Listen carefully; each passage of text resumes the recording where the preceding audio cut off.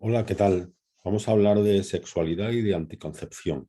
Soy Emilio Alegre, soy padre de familia, esposo y padre de 3 hijos, farmacéutico, y vamos a empezar a compartir esta pantalla, una presentación.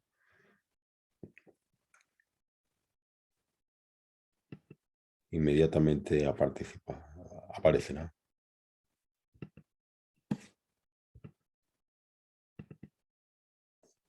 Aquí la tenemos. Bien. Vamos a centrarnos en la sexualidad, en qué es la sexualidad, qué significa. Vamos a tratar de ir un poco a su sentido profundo, un sentido profundo que está en la base de todo, que es como una base universal, contiene un misterio, ¿no? Contiene un misterio que hemos de tratar de penetrar un poco, ¿no? Nos es difícil porque está muy desenfocado. Está desenfocado por nuestros defectos, por nuestros problemas, nuestras heridas, por todo lo que está mal en lo que hacemos, en los problemas en los que caemos, ¿no? Entonces, pues bueno, pues estamos heridos, nos cuesta trabajo ver el plan que hay debajo de todo, ¿no? Empiezo precisamente hablando de ese plan, ¿no? Esta es mi mujer entrevistando a, eh, un fraile que nos encontramos en el Camino de Santiago. Fue hace ya tiempo, cerca del año 2000, pues tuvimos una conversión y entonces fuimos a hacer el Camino de Santiago y luego volvimos al año siguiente para hacer pues un documental grabando a las personas que más nos habían impactado en ese camino, ¿no? Y uno de ellos era Fray Juan Antonio, el prior de una pequeñísima comunidad de, de frailes benedictinos en un pequeño pueblo helado, Rabanal del Camino, en León. Cuando llegamos había grados bajo cero porque lo hicimos en noviembre y había nieve. Y bueno, pues aquí en esta entrevista Maribel le estuvo preguntando, ¿no? Él dijo una cosa que me va a servir para iniciar esto, y es que en la Edad Media entendían que todo el mundo, pues es como el universo, es como un gran libro donde las cosas son las letras, ¿no? Y las forman las palabras, ¿no? Entonces el que las ve y sabe leer y si es capaz de tener los ojos abiertos y de mirar más allá, pues ve su significado, es decir, ve ese sentido que tiene todo, ¿no? Y entonces, pues el que no la sabe leer, pues no entiende ese significado. Eso es lo que vamos a tratar de hacer, tratar de profundizar en el significado de la sexualidad y en concreto del acto sexual, ¿no? Bueno, primero hablamos de los signos, ¿no? Los signos son importantísimos para el ser humano. Son importantes hasta para muchos animales, pero para el ser humano es que son claves, ¿no? Porque los seres humanos somos cuerpo y alma, cuerpo y psique, cuerpo y espiritualidad, cuerpo y mente, ¿no? Y entonces vivimos como a caballo entre dos mundos, una posición bastante incómoda, con una pierna en el mundo de la realidad y otra pierna en el mundo de las ideas, ¿no? Y hay unos instrumentos que nos ayudan a unar estos dos mundos, y esos instrumentos son los signos, ¿no? La palabra es un signo, y este signo, por ejemplo, del semáforo le está diciendo a Mafalda que ya puede andar, ¿no? Le está remitiendo a una idea, la idea de que ese es el momento, algo que está permitido, que en otro momento no se debe hacer y en ese momento está permitido y que le va a permitir pues avanzar con seguridad, ¿no? En esa calle. Este es un signo que es ya por ir hablando un poco de distintos tipos de signos, es un signo completamente convencional, ¿no? Pues se ha decidido que ese sea el signo de pasar los semáforos, pero podría ser otro, ¿no? Sin embargo, este es un signo completamente natural y también es un signo, ¿no? El llanto de un bebé es un signo que le está diciendo a sus padres, mediante una realidad audible, sensible, le está dando una idea, la idea de que el niño está mal, la idea de que el niño les necesita, ¿no? El niño necesita algo. Entonces es un signo completamente natural. Fijaos que ahí no hemos intervenido nosotros para nada. Lo único que nosotros podemos hacer es aprender a ese signo y aprender a interpretarlo, ¿no? Y es algo que casi instintivamente, digamos, sin casi instintivamente, está dentro de nosotros, ¿no? Un poco así pasa también con la sexualidad. No tanto, pero un poco también es así. Tenemos que tratar de descubrir esa sabiduría interna, escondida, que hay dentro de la sexualidad, ¿no?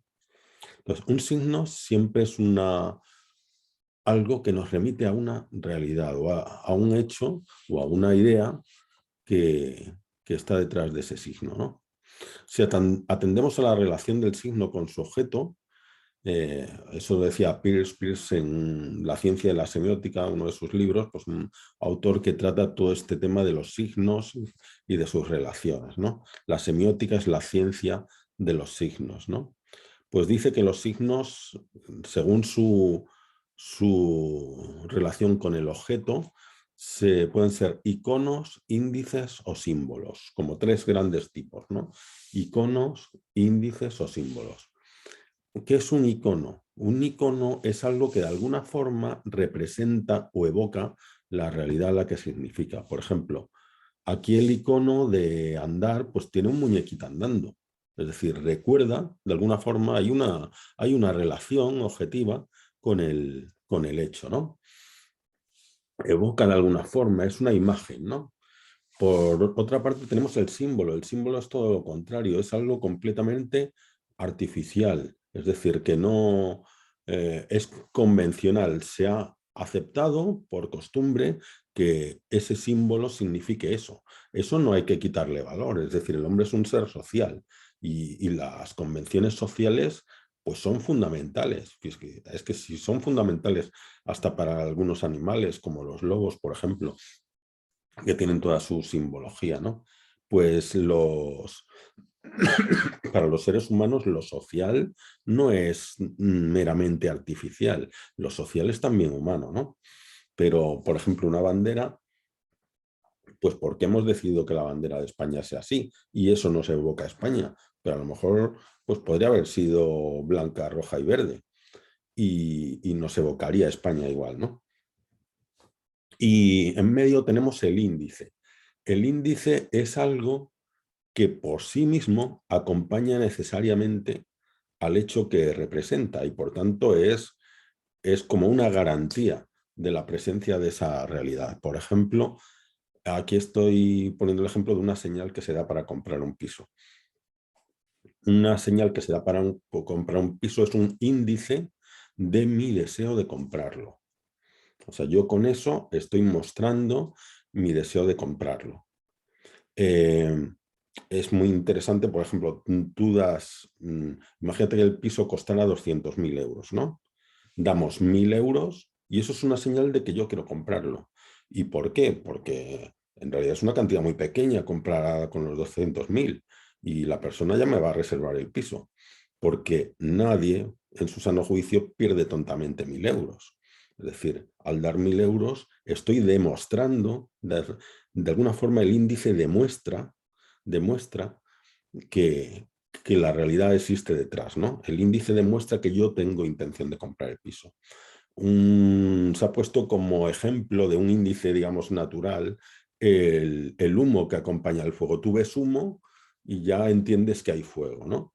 Porque el humo siempre acompaña al fuego, ¿no? Entonces, el humo es un índice de que hay un incendio, ¿vale? Entonces, esto lo vamos a guardar porque luego lo vamos a aplicar a la realidad del acto sexual. Aquí tenemos a Margaret Sanger. Margaret Sanger es una de las grandes defensoras en su día, gran activista, la mayor activista de la eugenesia, es decir, de que nacieran solo los más capacitados, de la anticoncepción y del aborto. ¿Y qué dice ella? Dice esto. Dice, ¿qué efecto tendrá la práctica de controlar los nacimientos en el desarrollo moral de la mujer?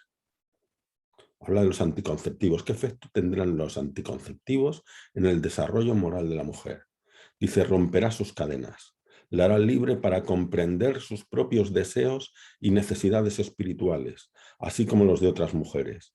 Dice, la hará capaz de desarrollar su propia naturaleza de amar, separada e independiente de su naturaleza de madre. Esto va a servir casi para hacer lo contrario, porque aquí hay entiendo que hay una falacia lógica. Es decir, pretendo conocerme a mí mismo desnaturalizándome, o sea, quitando un proceso que es parte de mi naturaleza, como es la capacidad de procrear. Así es como me pretendo conocer a mí mismo, llevándome a un entorno artificial. Justamente me tengo que comprender a mí mismo en el desarrollo natural de las cosas, ¿no? Entonces, eso es lo que vamos a hacer, tratar de comprender el acto sexual en la naturaleza de las cosas, ¿no? Claro, el sentido de que el mundo es un gran libro y las cosas son las letras viene de pensar que todo tiene un sentido, que todo es por algo. Como dice Dulce María Loinaz, poetisa caribeña, ¿no? Dice que hasta el más vil gusano su destino ya tiene, que tu aliento palpita en todo lo que viene. Es decir, que hay un sentido en la entraña de todo, como ella dice, ¿no? Bueno, pues vamos a analizar precisamente ese acto sexual, ¿no? Lo primero, aquí vemos en este tapiz precioso, ¿no? De dos novios llegando al tálamo nupcial. Es decir, el tálamo nupcial es la cama donde se va a consumar ese matrimonio, ¿no? El primer signo que vemos en ese acto es la desnudez. La desnudez es un signo de restauración, es decir, como de que algo que estaba roto se vuelve a hacer. ¿Por qué? Porque en, en fin, no lo digo porque en sentido lógico, en todo esto tratamos de buscar un sentido que casi hay que llegar a lo poético para encontrarlo, hay que profundizar en esa sabiduría que va más allá de la lógica, ¿no? Y tenemos como el Génesis nos habla de Adán y Eva, y que Adán y Eva estaban desnudos y no se avergonzaban de ello, ¿no? ¿Por qué? Porque tenían esa inocencia original. En el fondo el pudor, que es el pudor que nos hace taparnos, aparte del frío, de las inclemencias y tal, pero que nos hace taparnos unos de otros, es un resguardo, es una protección, es algo positivo porque nos protege de ser utilizados por el otro, de protege a una mujer de ser vista por un hombre como un trozo de carne, sin sentimientos y de simplemente ir a por ella, pues simplemente para utilizarla por su cuerpo, ¿no? Es una protección del hombre y de la mujer, que no se dejan ver su intimidad a cualquiera, ¿no? Sino solo con aquel con el que confían, ¿no? Entonces, la desnudez es un signo precisamente de esa confianza, de que ese pudor ahí no es necesario, es un signo de restauración de esa armonía original. ¿Mm? Aparte, pues eso se hace en un entorno, porque es el entorno del hogar, ¿no? El entorno de la protección. No solo se protegen de la mala intención de otros con unas paredes y un techo, sino que se protegen también de las inclemencias del tiempo. Es como han encontrado un lugar donde están a gusto, ¿no? Donde están ahí perfectamente, ¿no?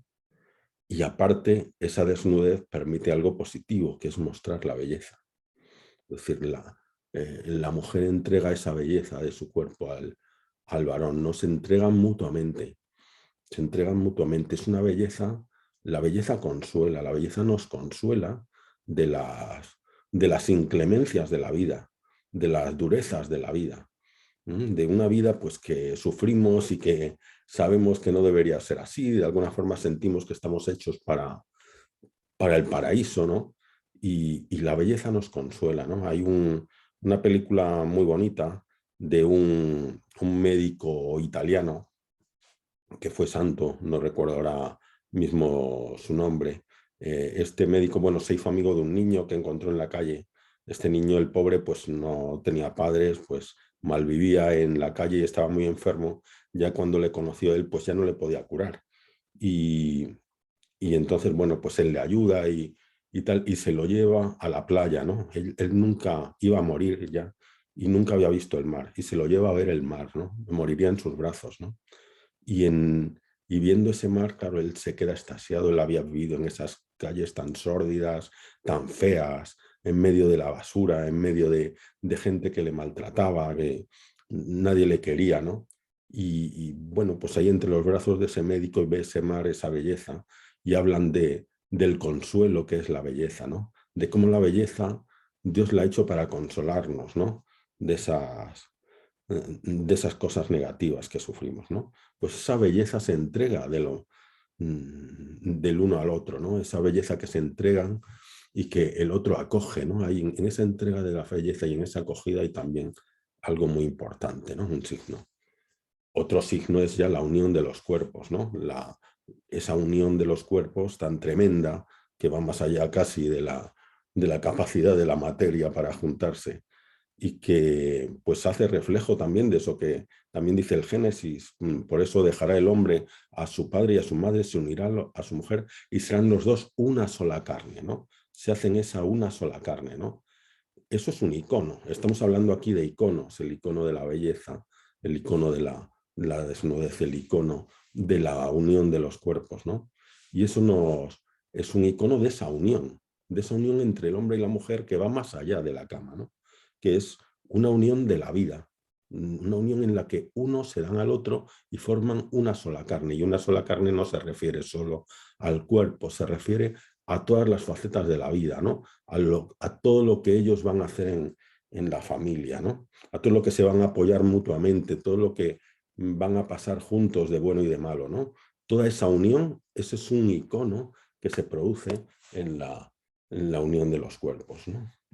Luego está el placer, ¿no? El placer se asocia a fiesta, es una fiesta, es decir, es una fiesta. Esto es, fijaos que el placer, pues en menores dosis, digamos, se asocia también a otras situaciones como el comer cuando se tiene hambre, el beber cuando se tiene sed, o cuando una comida está muy buena, ¿no? Es decir, es algo que de alguna forma señala cuál es el plan real de las cosas. O sea, que lo estás haciendo bien, que, que ese es el, que ese es el camino, ¿no? De alguna forma señala eso, claro. Eso está muy desvirtuado porque si uno se dedica a comer chocolate, lo que le gusta, un placer, un placer, un placer, se pone gordo, no está haciendo lo que debe, ¿no? Pero pensemos más bien en el sentido natural, ¿no? De, pues cuando los seres humanos viven, que lo normal es en la naturaleza era vivir en escasez, pues cuando consiguen comida y comen, pues es algo, es una fiesta, ¿no? Es una fiesta. Y lo mismo, cuando el hombre y la mujer se unen, pues tienen ese placer que indica que sí, que ese es el camino de la unión del hombre y la mujer. Y hay una fiesta, ¿no? Hay una fiesta. De alguna forma señala que es un camino pensado por Dios, que es un camino planteado, que tiene algo de divino, algo de misterioso, ¿no? Algo de misterioso. ¿Por qué? ¿Por qué? Bueno, dice, vamos a recurrir a unas frases de este libro de Hadiayi, un filósofo ahora muy de moda, que yo me he leído 2 libros de él, me parecen buenísimos, y este es muy interesante, 99 lecciones para ser un payaso, es un librito muy pequeñito, ¿no? Y habla de las relaciones del hombre y la mujer, entre otras cosas, ¿no? Y pone este símbolo, ¿no? Estamos hablando de la unión de los cuerpos y hablamos de la llave y la cerradura, ¿no? Dice, la llave es maciza en toda su longitud, con ranuras y dientes, mientras que la cerradura es cuadrada, grande, agujereada, hueca, dotada de resortes invisibles. Está hablando de esa diferencia tremenda entre el hombre y la mujer, ¿no? Además, las llaves y las cerraduras jamás se fusionan entre ellas. Más bien una se mueve dentro de otra y con frecuencia el conjunto se bloquea y chirría. Sin embargo, ese ruido de chatarra acaba dando lugar a algo que ni la llave ni la cerradura podían imaginar. De repente os dais cuenta que no se trataba de comunicaros entre vosotros, sino de abriros paso cada uno por medio del otro hacia algo diferente, la inconmensurable morada a la que dais acceso, ¿no? La puerta que se abre. Bien, esa puerta que se abre, ¿cuál es? La fecundidad, ¿no? La fecundidad, claro. Y entonces pasamos a otra función de signo del acto sexual, que es que el acto sexual está abierto a la fecundidad. Es decir, cuando en condiciones naturales, no precisamente con el artificio de la anticoncepción de la que hablábamos antes, sino en las condiciones naturales, que es como vamos a averiguar qué es lo que es, ¿no? El hombre y la mujer acceden a hacer el acto, cabe la posibilidad de que la mujer se quede embarazada. y ambos lo saben.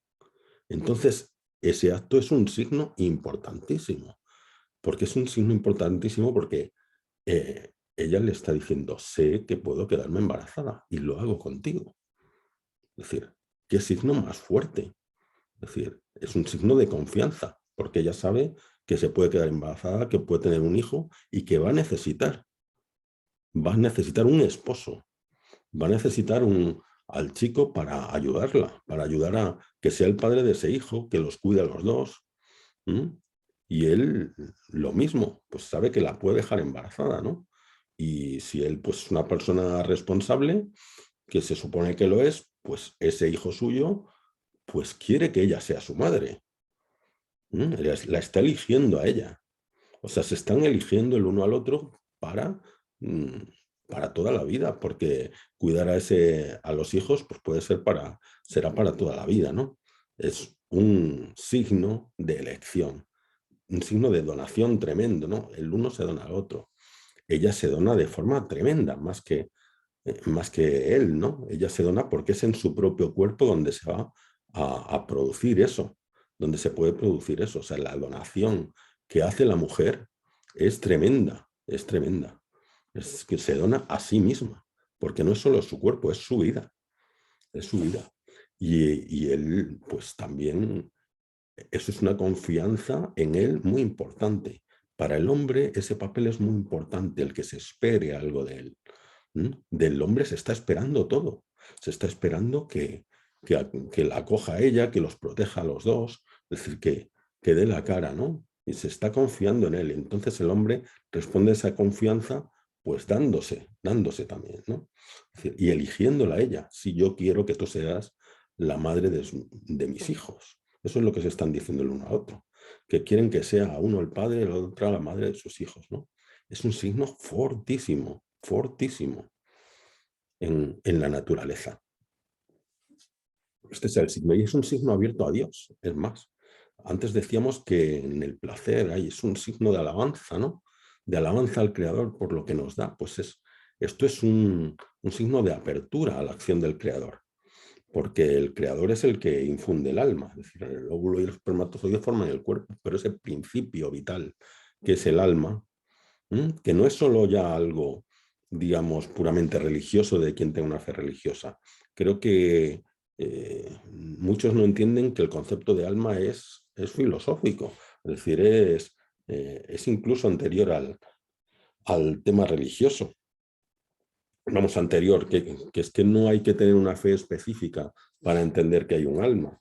Un alma es el principio vital. Es decir, yo si solo fueran neuronas y solo tuviera una serie de circuitos biológicos que dieran respuesta a estímulos, pues sería un autómata biológico, pero no habría en mí nadie a quien le doliera un estímulo doloroso.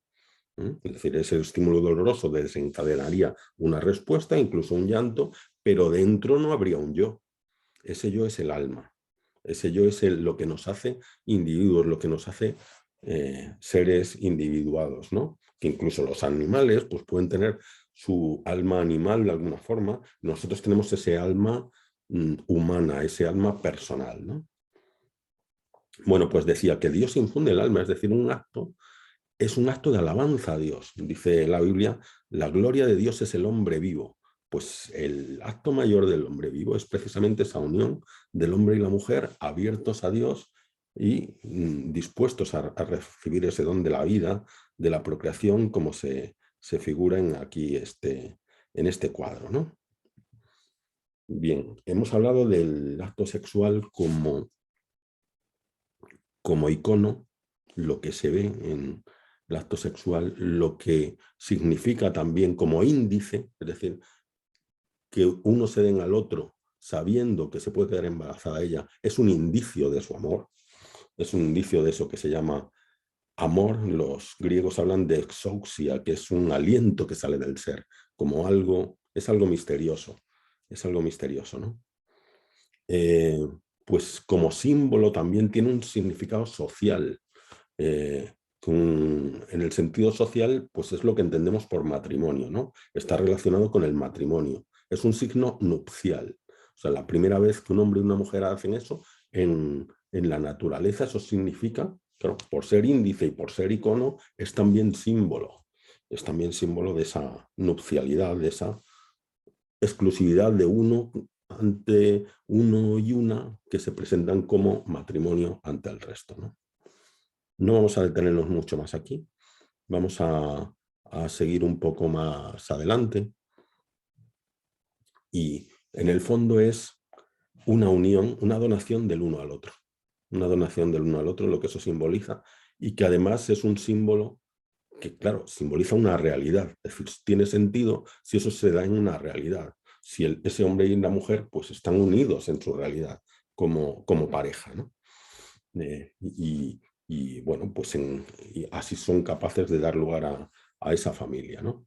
Eso es una sabiduría, es algo que no se explica. Yo lo estoy explicando ahora, pero porque se ha olvidado mucho, pero en realidad esto se aprende por inmersión, por mirar cómo lo hacen los demás. Lo que pasa es que nuestro mundo está tan despistado, pues que esto es necesario ponerle palabras, pero casi al ponerle palabras se empobrece. Es algo que se debería aprender por inmersión, ¿no? Por captación de un misterio que está en un hecho que es el acto sexual.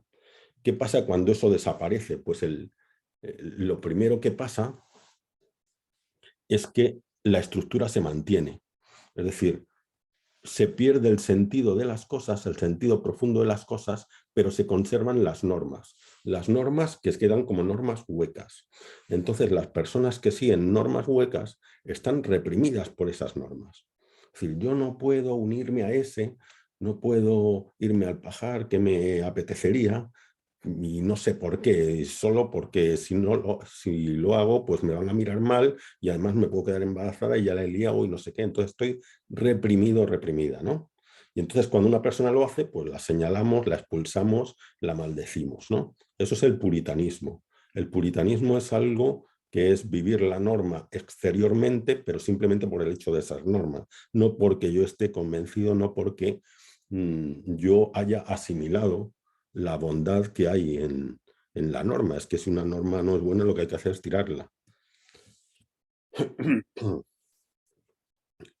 Claro, y entonces así vienen las revoluciones, como la revolución sexual, que acaba con todo, ¿no? Acaba con el puritanismo, y realmente es una revolución que muchos dicen que no es contra la ética verdadera, que no es realmente contra el cristianismo, por así decirlo, sino que es contra el puritanismo, contra una norma hueca, contra algo que se ha perdido la sabiduría que tenía detrás, ¿no?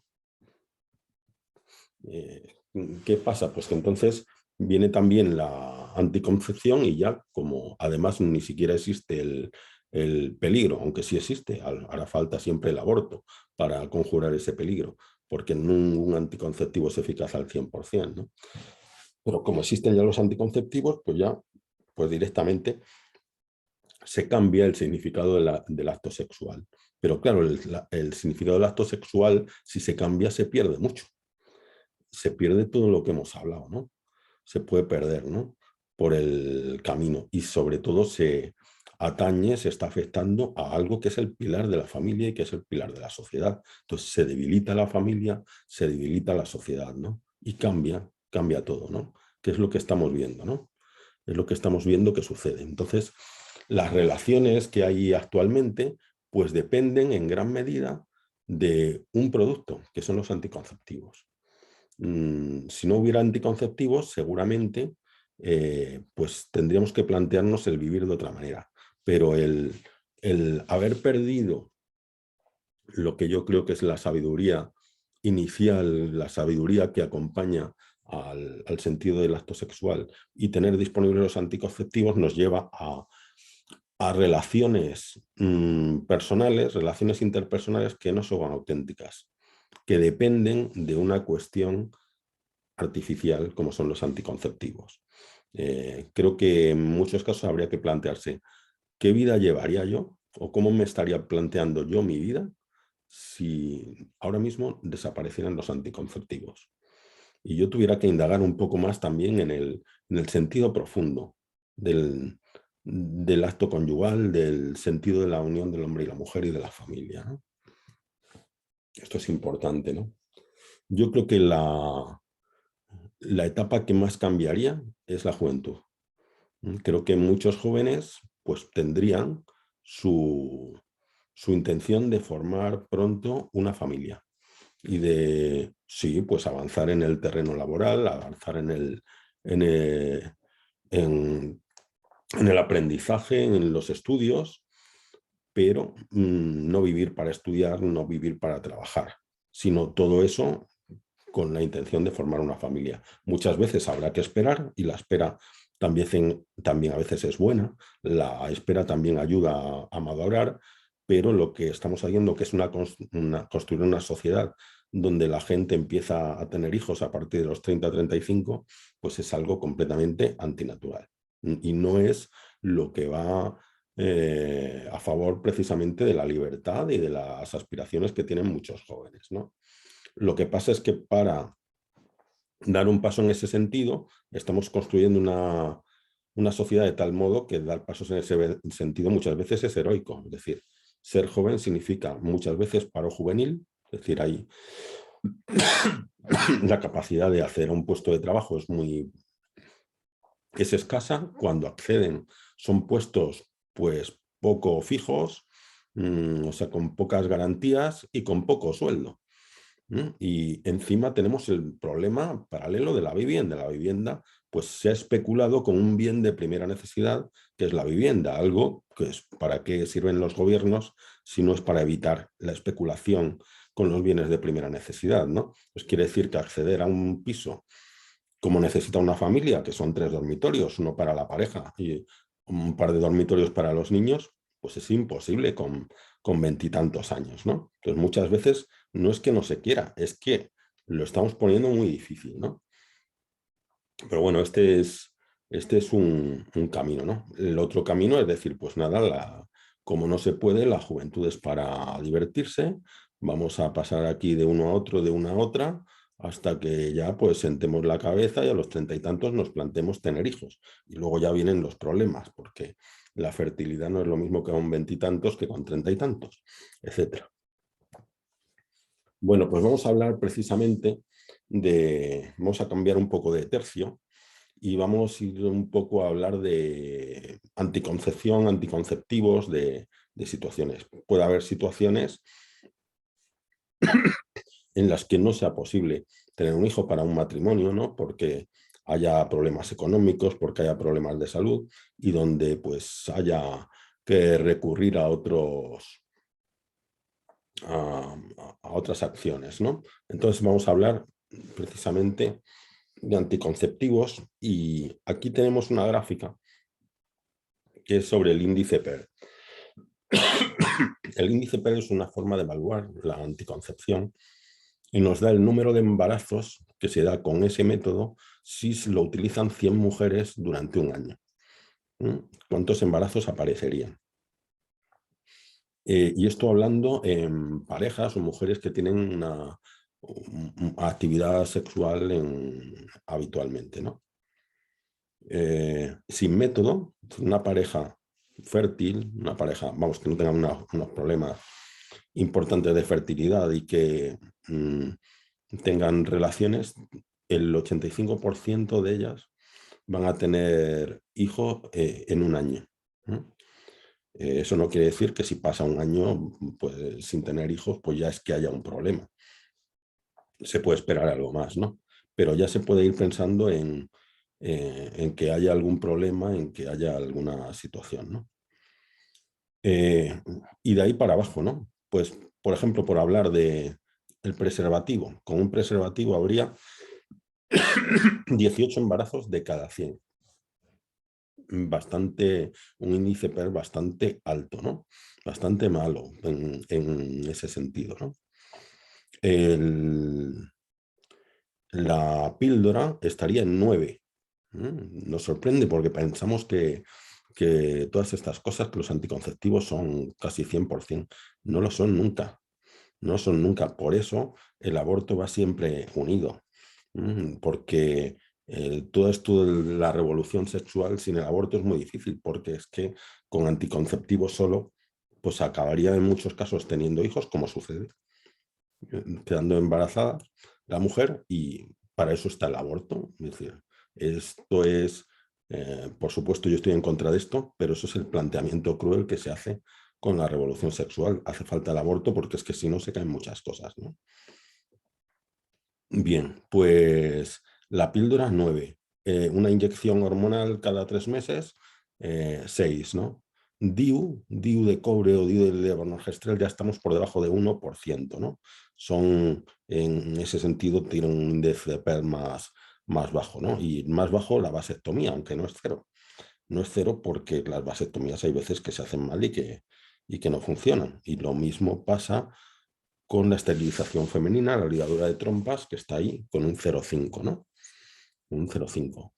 Fijaos dónde tenemos el reconocimiento de los periodos fértiles. Es decir, una pareja que no quiera tener hijos y que recurra al reconocimiento de periodos fértiles por el método mucotérmico, que son los dos métodos principales, son el Billings y el Creighton, son métodos modernos que reconocen la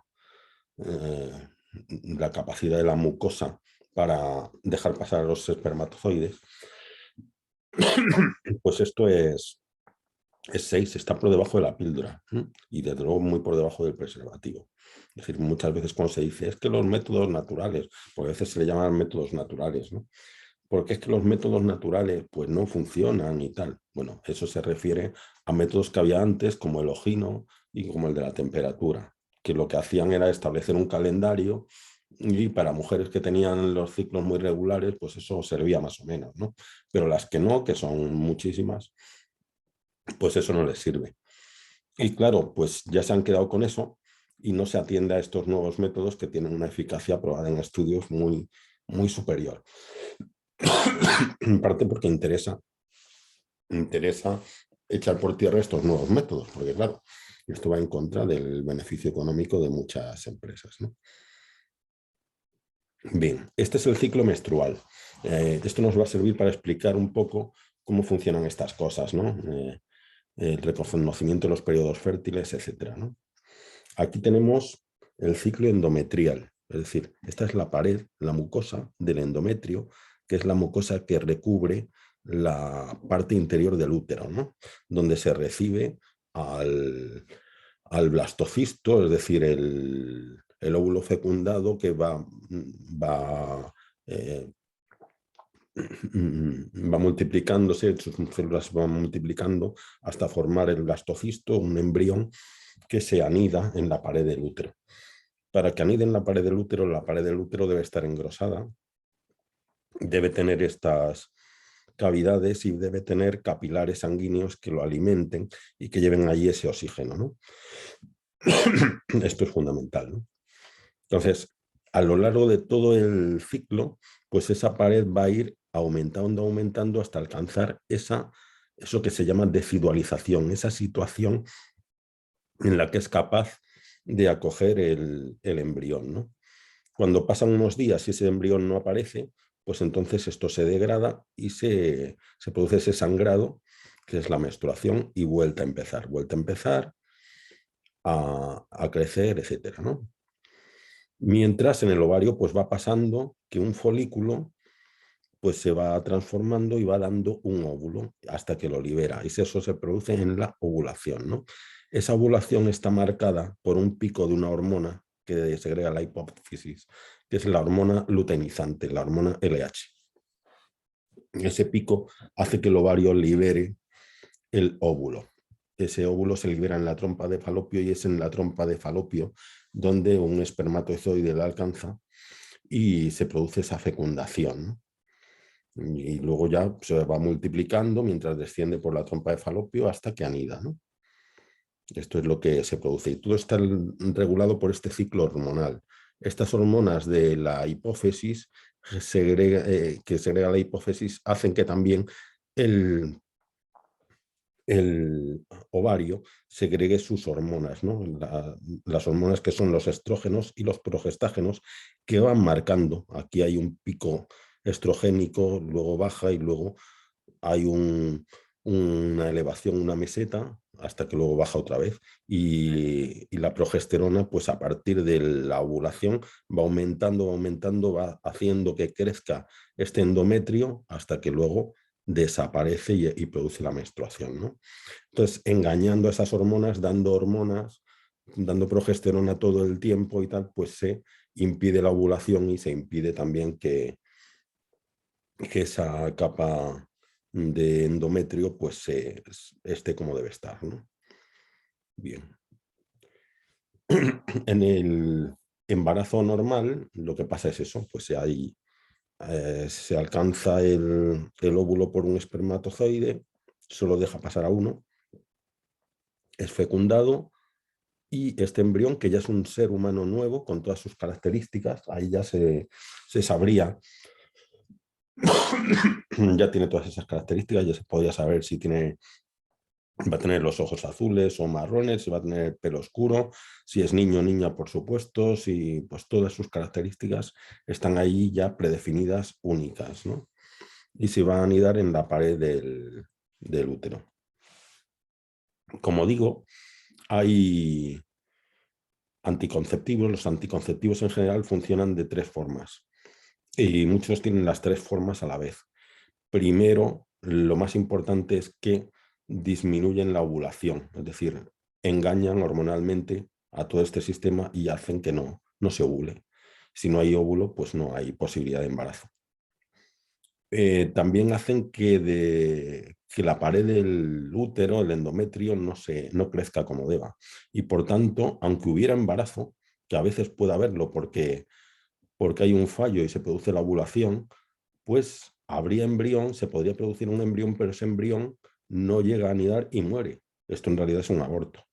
En realidad estamos ahí aparecido un nuevo ser humano y ese ser humano no se le ha dejado anidarse por un engaño hormonal, ¿no? Entonces ese embrión se va a eliminar en la próxima menstruación, no lo vamos ni a ver y en realidad se está abortando sin saberlo, ¿no? Y esto pues lo encontramos en los prospectos. Por ejemplo, aquí en este de Yasmín, dice: el efecto anticonceptivo de Yasmín se basa en la interacción de diversos factores, el más importante de los cuales es la inhibición de la ovulación, dice, y los cambios en el endometrio. Es decir, produce cambios en el endometrio que, de haber habido ovulación y haber habido fecundación, impedirían la implantación. Este autor se tomó el trabajo de calcular cada cuánto tiempo se podía producir un efecto abortivo con los anticonceptivos habituales, ¿no? Entonces está aquí, ¿no? Hay, por ejemplo, la píldora más habitual, estrógeno más progestágeno. Pues generalmente no hay ovulación, pero claro, siempre puede haber olvidos y tal, pero en general, si funciona bien, no hay, no hay ovulación. Solo muy raramente puede fallar. Entonces, se calcula que fallaría una vez cada 11 años y daría opción a que hubiera un aborto, si hubiera fecundación y actuara el efecto endometrial, ¿no? Entonces, una vez cada 11 años podría haber un aborto con una píldora habitual. Lo mismo con el anillo vaginal, con los parches de estrógeno más progestágeno. Pero, sin embargo, con el DIU de cobre o el DIU de levonorgestrel, con los DIUs en general, los DIUs disminuyen también. También dificultan la ovulación. El DIU de cobre en particular, además, impide el paso de los espermatozoides, pero su eficacia no es tan grande con esto. Y lo que pasa muchas veces es que impiden la implantación. Entonces, cada 1 o cada 2 años podría haber lugar a un efecto abortivo, que no quiere decir que lo haya siempre, sino que de haber fecundación en esa ocasión, se podría dar lugar al efecto abortivo. También es el caso de la minipíldora, las píldoras que tienen progestágeno solo. Se pone progestágeno solo con unas dosis muy pequeñitas para evitar los efectos negativos de los estrógenos, ¿no? Pero estas píldoras, lo que pasa es que su capacidad para impedir la ovulación es menor. Entonces fallan con más frecuencia y, sin embargo, tienen un efecto sobre el endometrio. Y por tanto, cada año hay la ocasión en uno de los ciclos de producir un un aborto, si es que hubiera fecundación, ¿no? Y lo mismo con algunos inyectables e implantes y tal, ¿no? Eh, por contra, por supuesto, el preservativo, pues no hay lugar a ningún aborto, tampoco el reconocimiento de los periodos fértiles, y hay un método que no es abortivo tampoco, no se, lo sería nunca, que es el implante de acetato de medroxiprogesterona. ¿Por qué? Porque causa una alteración hormonal tan importante que no hay lugar a que haya ovulación posible. Este es un efecto adverso. ¿Cuál es el efecto adverso más importante de la anticoncepción hormonal? La eh, la que se utiliza más habitualmente con un estrógeno y un progestágeno, ¿no? Pues es la aparición de trombosis.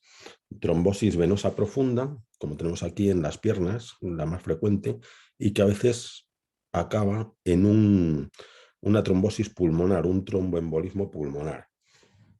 Eso se produce pues en 9 a 12 de cada 10.000 mujeres, 5 a 7 de cada 10.000 mujeres, dependiendo del tipo de las generaciones de estos, ¿no? Los que tienen progestágeno solo, pues tienen la tasa más baja, que es 2 a 3 por cada 10.000 mujeres. Pero ya hemos visto que eso tiene la pega de que falla mucho a la hora de impedir la ovulación.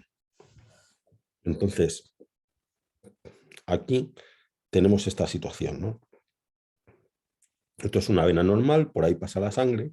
Cuando hay un trombo, lo que se produce es un tapón, un coágulo, que esto es lo que facilitan los anticonceptivos orales en algunas situaciones, que impide que ese retorno venoso se produzca, ¿no? ¿Qué pasa entonces? Que hay una hinchazón de las piernas.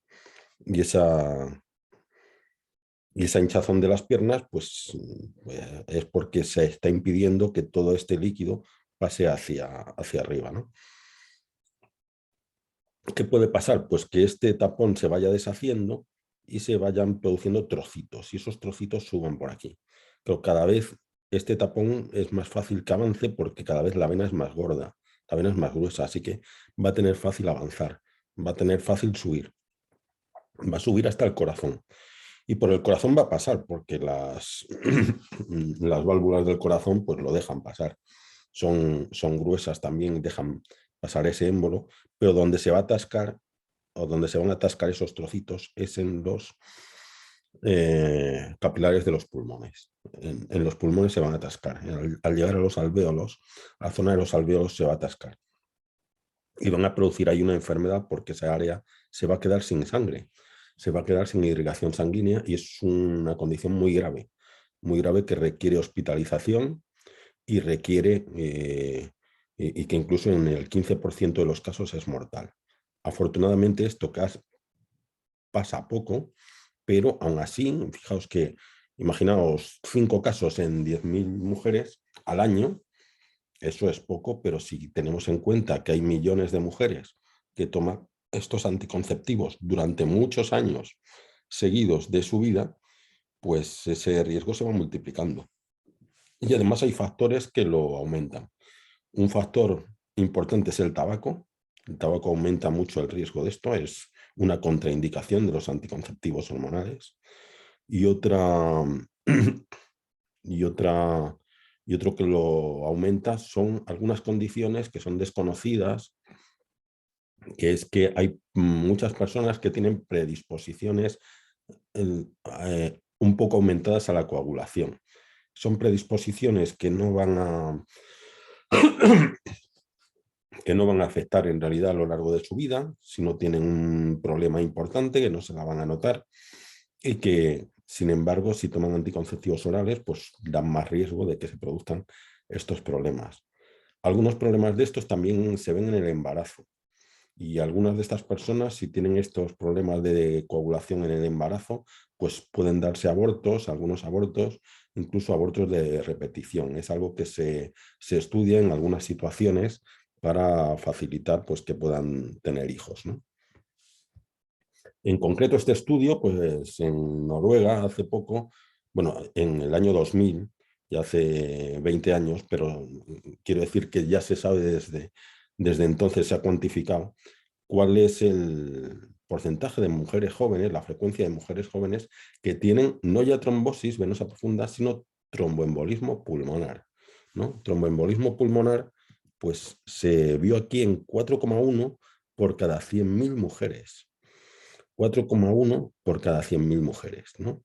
Si se estima que aproximadamente la mitad de esto puede ser debido a los anticonceptivos orales, pues estamos hablando de que si tuviéramos 2 millones, como podemos tener en España, de mujeres con anticonceptivos orales, que con 2 casos que hubiera de tromboembolismo pulmonar por cada 100.000 mujeres, durante 10 años tendríamos 400 mujeres que han tenido un tromboembolismo pulmonar, que ya sabemos que es una condición pues, importante y a veces potencialmente mortal, ¿no? Bien, vamos a pasar a otra situación, que es explicar un poco el reconocimiento de los periodos fértiles, ¿no? Que sería, digamos, la alternativa natural, ¿no? Esa alternativa natural que requiere pues, de unos días al mes evitar tener las relaciones si no se quieren tener hijos, ¿no?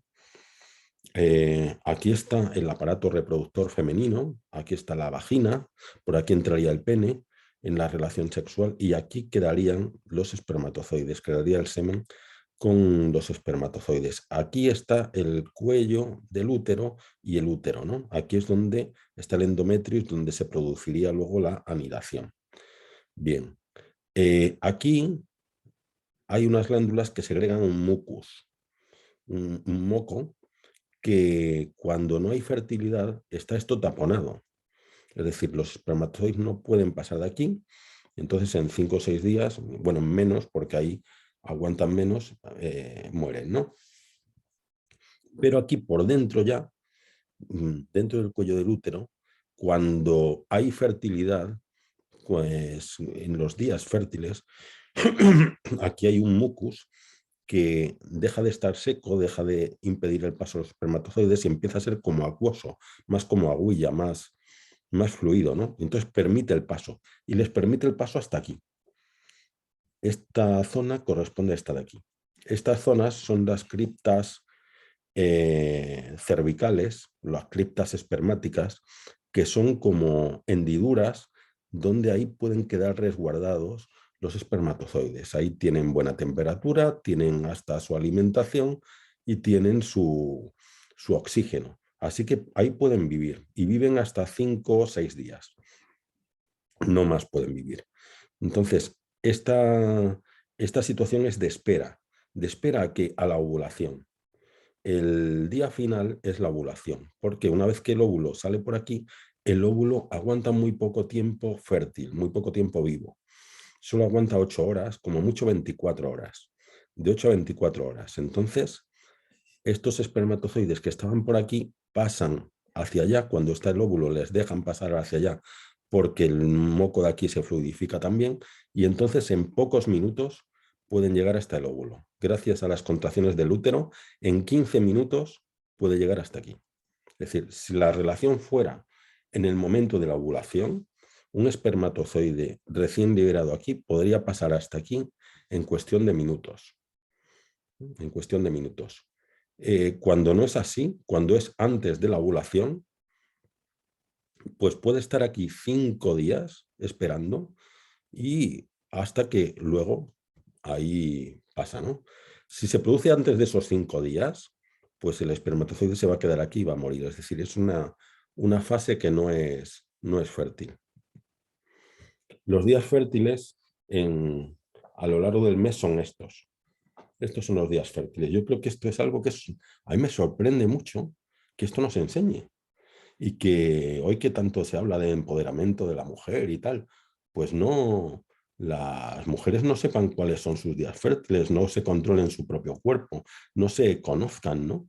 Porque claro, hay mucho interés en vender anticonceptivos, pero parece que poco en que conozcan sus posibilidades, ¿no? Estos son los días los días fértiles. Son 6 días fértiles a lo largo de cada ciclo, ¿no? El día más fértil es el día propio de la ovulación. ¿Mm? Pero vemos que solo el 25% de los embarazos los que se dan en ese día, porque claro, tiene que coincidir la relación con la ovulación, ¿no? Otro día muy fértil es el anterior y el anterior, ¿no? El día -1, que es el día justo anterior a la ovulación, pues entre este y el día siguiente ya son el 50%. Y luego pues va disminuyendo hasta el 5.º día anterior a la ovulación, ¿no? Y ya por debajo de este, aquí ya no hay fertilidad, porque aquí los espermatozoides se encuentran con un tapón de mucus y además no sobreviven tanto tiempo. O sea que esos son los días. Y después de la ovulación tampoco, porque aquí ya es que no hay óvulo. El óvulo solo dura 8 o 24 horas como mucho, ¿no? Entonces, gracias a esto, pues el doctor Hilgers en la Universidad de Creighton y el doctor Billings y su esposa, enfermera, pues desarrollaron los métodos Billings y Creighton de reconocimiento de los periodos fértiles basados en la textura del moco cervical, del moco del cuello uterino, ¿no? Entonces, pues eso se aprende mediante una técnica que se aprende y es ya para toda la vida, en el que la mujer aprende a reconocer esa calidad del mucus y además esas sensaciones vaginales con las cuales puede saber y reconocer sus propios ciclos, a irse haciendo unos mapas, unos esquemas de cómo son sus ciclos, y no es que esos mapas sirvan ya para todos los ciclos, sino que en cada ciclo se va viendo cómo va la cosa, ¿no? Y se puede saber qué días son fértiles, hoy es fértil, mañana no es fértil, ¿no? A través de ese reconocimiento. Hay toda una rama de la ginecología que es la naprotecnología, de Natural Procreation Technology, que se ha dedicado a todos estos estudios, ¿no? De la procreación natural, de buscar soluciones naturales, ¿no? Y que, bueno, pues cada vez va siendo más conocida. Yo espero que sea muy conocida. Yo creo que sería muy bueno que en todas las instituciones docentes, sobre todo las que estamos de acuerdo con esta antropología, ¿no? Adecuada de la procreación y del sentido de amor y de familia, pues todos los chicos y sobre todo las chicas que acceden a ellas, pues conozcan, se autoconozcan y conozcan estos métodos, ¿no? Y luego además se puede acceder a través de esto a hacerse monitor, que yo creo que es monitora, que yo creo que es una actividad muy interesante, ¿no? Y que puede dar también un rendimiento profesional, ¿no? Yo creo que es muy interesante. Es muy interesante que tanto el doctor Hilgers como el doctor Creighton y su esposa, pues fueron movidos, fueron interpelados por una encíclica de Pablo VI, San Pablo VI, que fue Humanae Vitae, que hablaba sobre cómo él veía que toda la extensión de la anticoncepción iba a llevar a un cambio a peor en el entendimiento de lo que son las relaciones de hombre y mujer y en el entendimiento de la familia, incluso en la valoración de la dignidad de la mujer. Y entonces, pues es muy curioso cómo ellos se sintieron interpelados porque él apelaba a los investigadores para que encontraran métodos más acordes con la verdadera dignidad y con lo que importa el acto sexual, ¿no? Y ellos pues hicieron caso, investigaron y encontraron la forma, ¿no? Bueno, pues esto es la forma de reconocer los distintos días del ciclo, los que aquí pues está la menstruación, aquí hay unos días en el que hay esa mucosidad seca que no llega a la vagina y que no deja pasar los espermatozoides, son días infértiles. Y luego aquí vienen días fértiles donde la mucosidad es así, se podrían abrir los dedos y no se rompe porque es elástico, es además acuoso y casi transparente. Y con este día pico, que sería el de la ovulación, ¿no? Este día y si acaso el siguiente, pues podrían ser días fértiles, sobre todo este día pico, y luego aquí vendrían toda una serie de días infértiles hasta la menstruación, ¿no? También esto es importante porque da posibilidad de reconocer problemas, es decir, es que conocerse es importante, ¿no? Yo creo que no se insiste en esto, ¿no? Mediante hacer estos ciclos y que una mujer se autoconozca, se pueden detectar cosas importantes. Por ejemplo, estos días que hay entre la ovulación y la menstruación suelen ser bastante fijos, suelen ser alrededor de 14. ¿Mm? Y cuando disminuyen mucho, cuando disminuyen por debajo de 11, quiere decir que este ciclo no ha sido fértil. Es decir, que no ha estado bien preparado para que ahí pudiera haber una fecundación y una implantación. Entonces ahí pasa algo. Ahí pasa algo. Si eso pasa una vez, pues no es raro. Pero si pasa muchas veces seguidas, pues eso es índice de que ahí pasa algo y se debería consultar con un especialista. Pero todas estas cosas no se detectan, ¿no? Habitualmente si no hacen estas cosas, incluso mujeres que tienen problemas de fertilidad, ni siquiera se le hacen estos estudios. Muchas veces solo se ve, va a ver si hay permeabilidad de las trompas, etcétera, ¿no? Entonces hay cosas ahí que yo creo que con la naprotecnología yo se la recomiendo a todo el mundo, ¿no? A todo el mundo. Y en el fondo, claro, hay eso significa que hay unos días ahí que no se pueden tener relaciones, pero es que así como el tener relaciones tiene un significado, el no tener relaciones a veces también tiene un significado, ¿no? Ese significado es, como dice ahí, merece la pena esperar solamente porque eres tú, ¿no? Esto no lo he encontrado precisamente en una página que hable de estas cosas, pero me ha parecido ideal, ¿no? Porque es precisamente el mensaje, ¿no?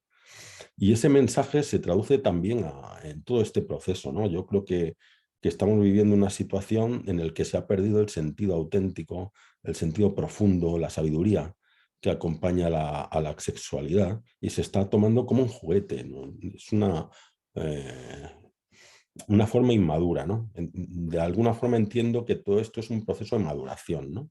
O sea, hay una necesaria maduración donde el objetivo final es el ser capaz de formar una familia unida, el ser capaz de formar un matrimonio en fidelidad y para siempre, ¿no? Donde los niños puedan crecer a gusto y puedan desarrollarse bien, ¿no? Entonces, eso supone una maduración. Y esa maduración, pues, tiene muchas cosas en contra. Tiene en contra tentaciones de todo tipo, y hoy más que nunca, hoy es tremendo, y hay que ser heroico para resistir a las tentaciones de todo tipo que hay. Tiene también las heridas, ¿no? Heridas que se ponen, que aparecen en el seno de las familias, ¿no? Y esas heridas condicionan también nuestra propia capacidad de amar, ¿no? Y esas heridas pues son muy importantes y además se producen más en un momento en el que la familia está debilitada, ¿no? Cuanto más debilitada está la familia y más problemas hay, como la ausencia del padre, como situaciones mm, de abusos, etcétera, pues todo eso genera unos problemas tremendos, ¿no? Entonces, hay que aprender también en esa maduración que a veces merece la pena esperar, ¿no? También en ese amor mutuo, esa confianza que hay para dar un paso como el unirse para siempre, ¿no? Como es el matrimonio, pues hay que poner a prueba el amor, es decir, y muchas veces para eso el amor es verificable. Es decir, el amor se puede comprobar y se comprueba precisamente cuando no se tiene todo, cuando no se da todo, ¿no? Es decir, quiero decir, una persona que obtiene de la otra todo lo que quiere, pues es fácil que pueda aparentar cierto amor, ¿no? Puede aparentar si no se le niega nada. Es decir, una persona a la que se le pide esperar o que se ve obligado a esperar y que juntos se ven obligados a esperar por lo que sea y pasan una dificultad por ese motivo, pues tienen su amor mucho más garantizado, ¿no? Porque se están esperando porque eres tú, ¿no? Porque eres tú, ¿no? Porque les merece la pena esperar, ¿no? Es decir, hay una diferencia entre el te amo por lo que me das o te amo por ti misma, ¿no? O por ti mismo, ¿no? Entonces no es lo mismo, no es lo mismo. Si, Si te ama por lo que ama una persona a otra por lo que le da, pues eso no es suficiente para seguir adelante, ¿no? Y si siempre va a estar así, pues no va a madurar nunca, ¿no? Es lo que está pasando en muchos casos, ¿no? En el fondo es una sabiduría que está ahí y que hemos de descubrir juntos, ¿no?